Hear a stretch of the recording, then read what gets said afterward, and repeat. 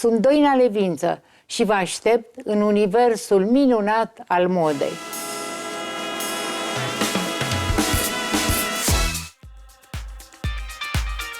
Prada generează întotdeauna discuții în contradictoriu. Impune prin colecția de toamnă-iarnă una dintre cele mai importante tendințe ale momentului. Nuanțele fluorescente, de fapt o nouă abordare a curentului anilor 80, care marchează deja moda de câteva sezoane.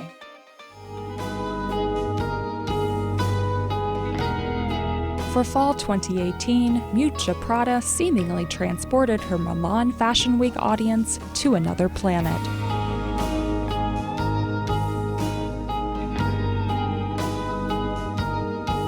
A place with a formidable atmosphere, but one where women are fearless and decked out in strong, statement-making designs that are equal parts utilitarian and unapologetically artful. A dark show opening soon exploded into a neon catwalk.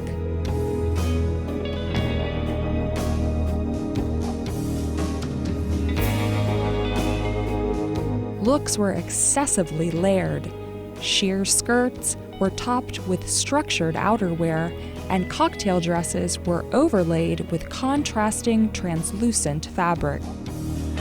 Sturdy coats in muted hues with bold, crayon-colored details were among the more reserved looks, while trippy floral prints and evening-focused looks in liquid-like fabrics turned heads.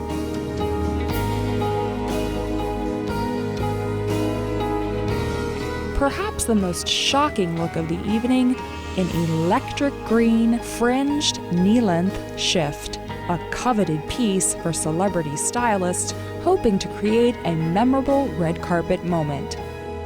Actress Sarah Paulson would soon wear a version of the dress to the premiere of her film Ocean's 8.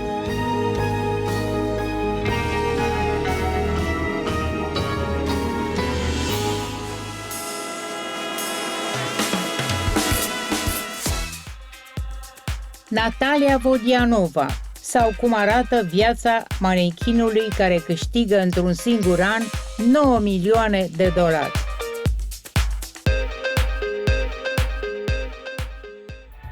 Russian supermodel Natalia Vodianova is one of the most recognizable runway stars in the world. But before her modeling career took off, her life was far from glamorous. I was very poor girl selling fruits on the street. It's true, and I know trying to survive. That's what I was doing. Then suddenly somebody came and said, "Oh, maybe you want to go to Paris." And it's quite shocking when you are a Russian girl living in your town and think that you will stay there forever. In 3 months, I was in Paris and doing stuff I couldn't possibly imagine I would do.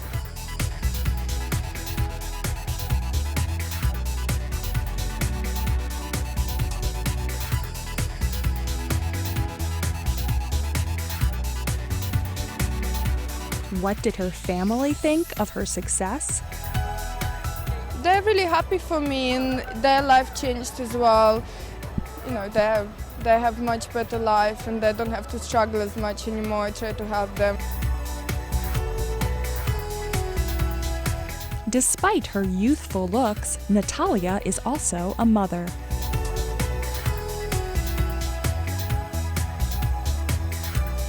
Sometimes, of course, it's hard because you don't see your baby a lot, but you know, like everybody, you have to take your chance and do what you gotta do.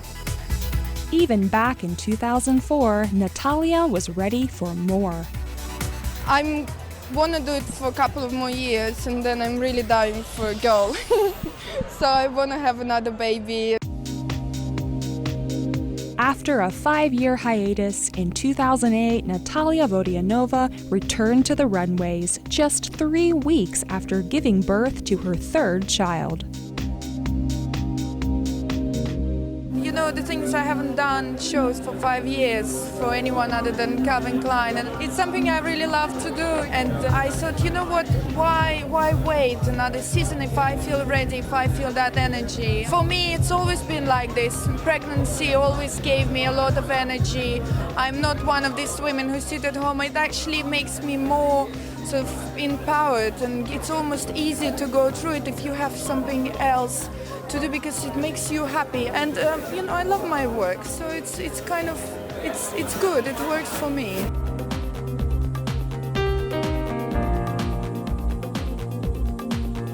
So, how did it feel to be back? It was fantastic. I walked out of there and I felt like I never had these 5 years in between, and because I love the light, I love the attention, I love the clothes. It's very difficult and it's challenging, and that's what I like.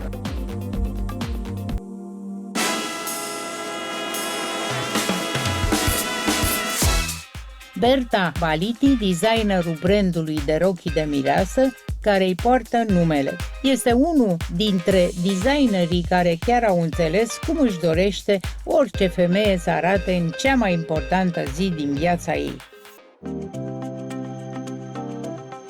We're showing today the Fall-Winter 2018 Bridal Couture collection that Berta is introducing now for the first time, international debut.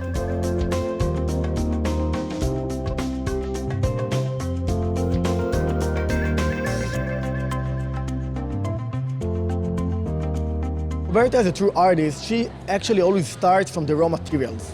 She travels a lot in major capitals of Europe to find and source those fabrics.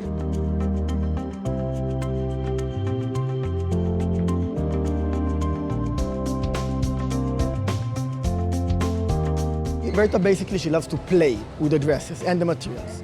Each Berta dress can hold up to 10 or a dozen different fabrics and materials, embellishments, Swarovski stones. So she always starts from the materials.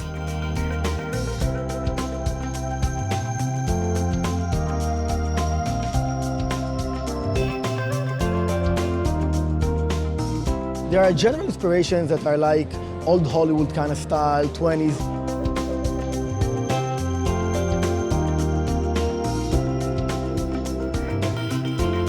You'll see a lot of red carpet vibes to the collection. Despite the fact that it's bridal, almost each and every one of those dresses could have been a red carpet dress, but they are in lighter colors, so you can wear it and walk it down the aisle.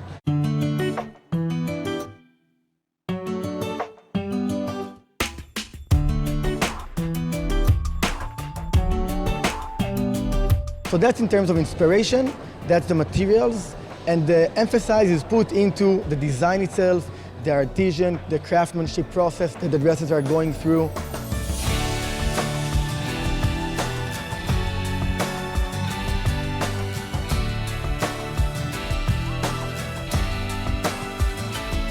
There's a lot of variety in the collection.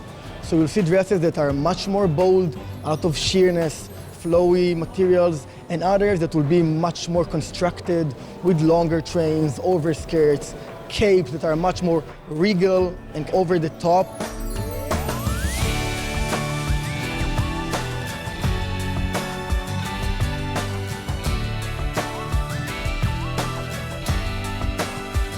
All of them will have the Berta fingerprint, so you'll see that in the silhouette, you'll see that in the materials and the sophistication of the design. But in terms of a dress, each is a standalone dress on its own.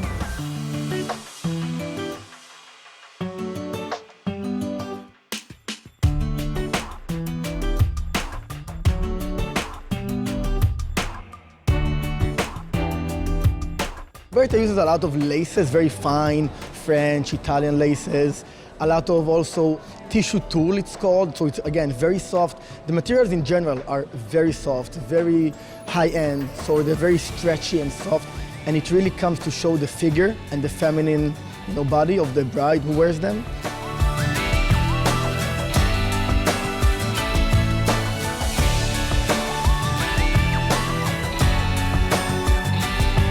The collection, it's very versatile. They don't share the same origin or culture. What they do share is the love for fashion, the appreciation for craftsmanship, They're fashion forward, they're sophisticated usually. And those are brides that are looking to really have a look that is unforgettable, unique, kind of dress that you won't see on every bride and everywhere.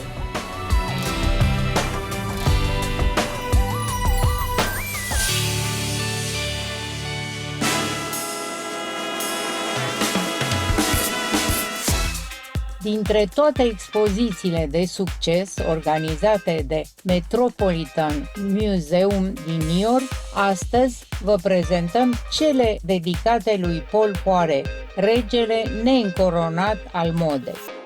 Known for lavish costume exhibitions, in 2007, the Metropolitan Museum of Art mounted a show that celebrated Paul Poiret. Its notoriously glamorous red carpet celebration surpassed all that had come before. This is Fashion Olympics. It's a great evening for people who love fashion to embrace it and just come out in all their gloriousness.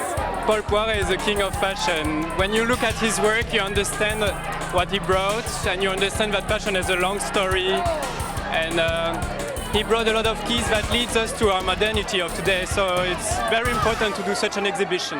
The exhibition was aptly titled King of Fashion. So I think he was, he was very much acknowledged the king of fashion in his day. I think he was by no means a sort of maverick designer working in obscurity. Well, the idea for the show came back 2 years ago. There was a remarkable sale of Poiret's wife's clothes, Denise Poiret, in Paris. Seeing the clothes for the first time, we were completely taken aback by the modernity of the clothes. In the history of Poiret, people always remember him as the man who liberated women from corsets and hobbling women's legs, but not really as a modernist. So seeing these incredibly modern clothes, we felt was something fresh and something new to say about Poiret. Since the Renaissance, women have been buttressed into corsets. So the idea of presenting a very free body in which clothes clung to the natural contours of the body as opposed to artificial understructures was radical in the early 20th century. It was revolutionary. Then, of course, it all went horribly wrong during the First World War and subsequently because his business skills didn't really match his creative talents. And for a few years, he would do designs for Printemps or Liberty in London, but the house pretty much closed in 1929. He was the first of many things. He was the first designer to create perfumes, the first designer to expand into interior decoration. So he was like a Ralph Lauren of his time. He was the first designer to do perfume, the first to do furniture, interiors. It was the whole package.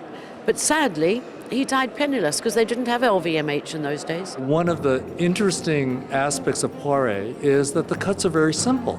Really, all of the creativity and beauty is in the selection of materials, colors, and surface embellishments. The richness of the fabric is also something so stunning when you see the exhibition. You can't imagine. Yeah, those fabrics are so whole too. The colors, the quality of the silk of the wool is really really special.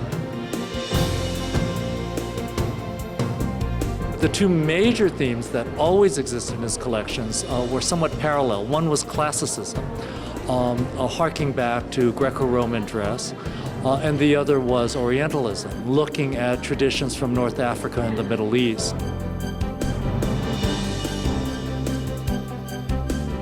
I think what this exhibition is doing is showing that fundamentally he was such an incredible modernist. He cut these clothes. There are clothes from sort of 1908 here that are cut like T-shirts, literally, So it's really that, the idea that you don't need tricky or complex design to be seductive as fashion.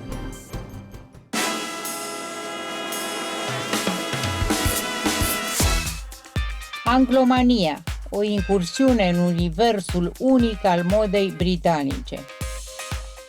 In 2006, both Hollywood and fashion's most glamorous were on hand at the Metropolitan Museum of Art to celebrate British fashion.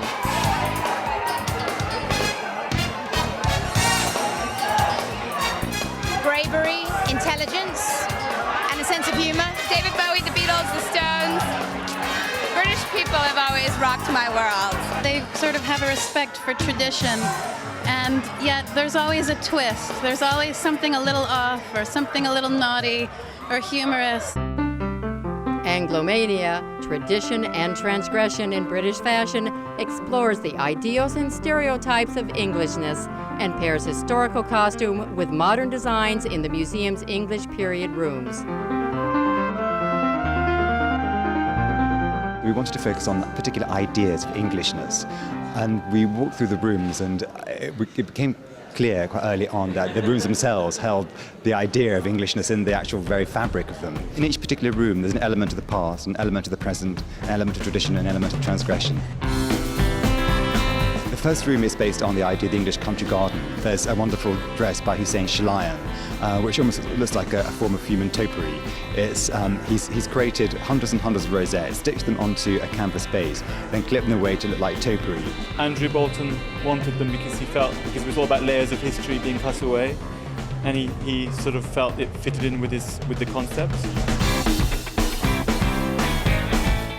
The exhibition has captured that kind of mad irreverence in a fantastic way, and you really get a sense of the energy, the creative energy that London's produced in sort of fashion design terms, as well as kind of the elegance of Savile Row and the tailoring tradition and the sort of grand ball gown. There are a lot of things in this exhibition that are current, that are made in 2006. It's a constant question of renewal. Look at Burberry, with the kind of foxy fur attached to the trench coat. It's always about updating the past and making it relevant to now. To celebrate their 150th anniversary, British label Burberry were the main underwriters of the exhibit. Very much a part of my work is this contrast and these contradictions of this very sartorial and traditional side of design, but contrasted with something slightly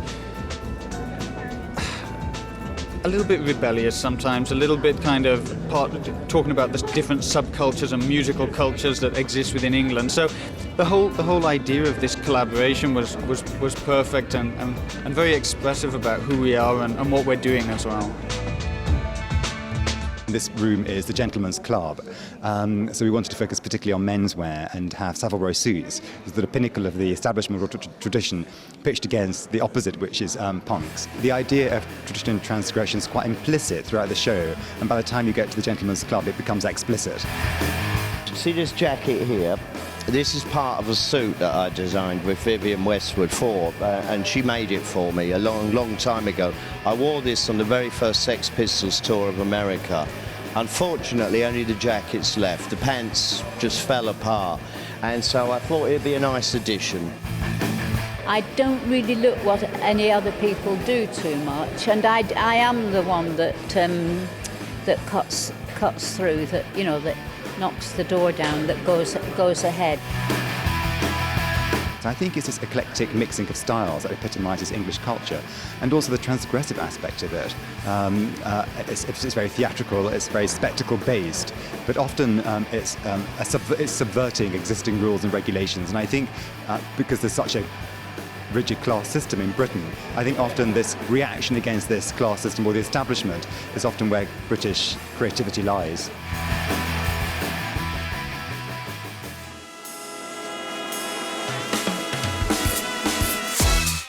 În încheiere vom afla de la Alexandru Abagiu tendințele sezonului în machiaj.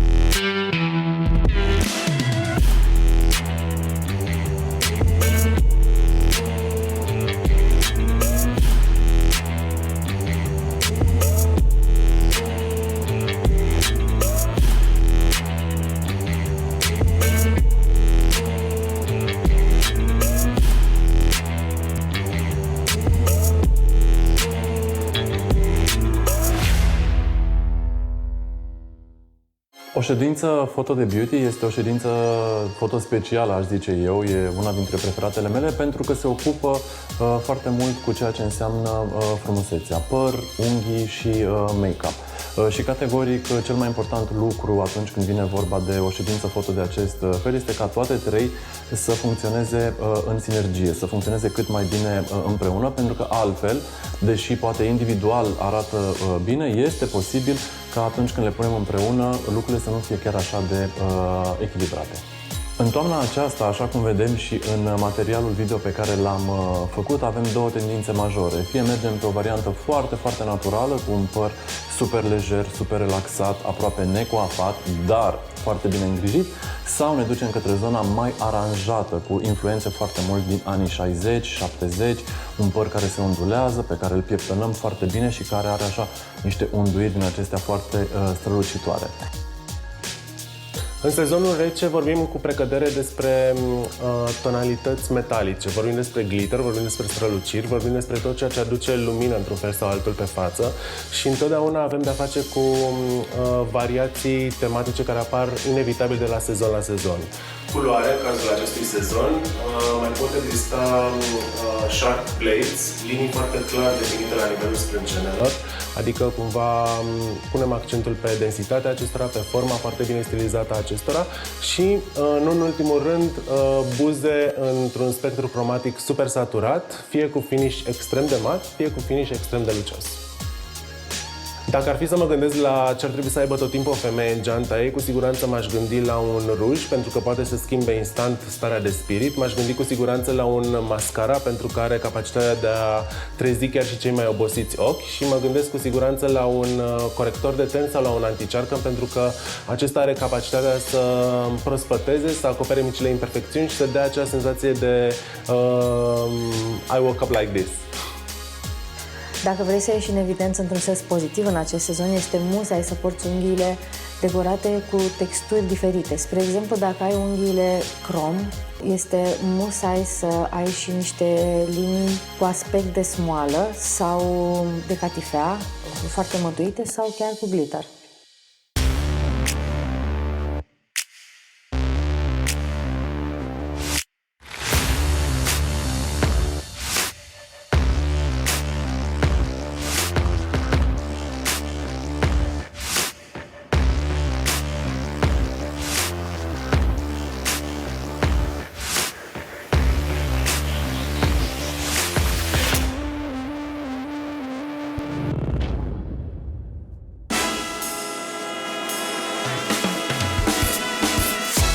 În speranța că v-a plăcut emisiunea, vă aștept sâmbătă viitoare la ora 11.